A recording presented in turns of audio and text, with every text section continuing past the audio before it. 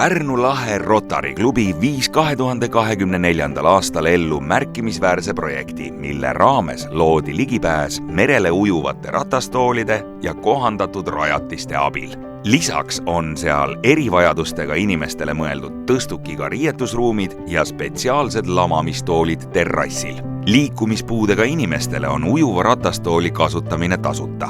Kogu projekt läks maksma 90 000 eurot ning raha koguti nii annetustena kui ka taotledes erinevaid toetusi.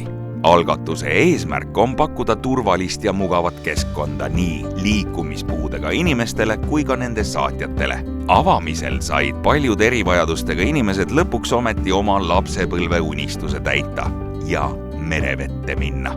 Tänu projektile on nüüd Pärnu rand avatud täiesti uuele sihtrühmale.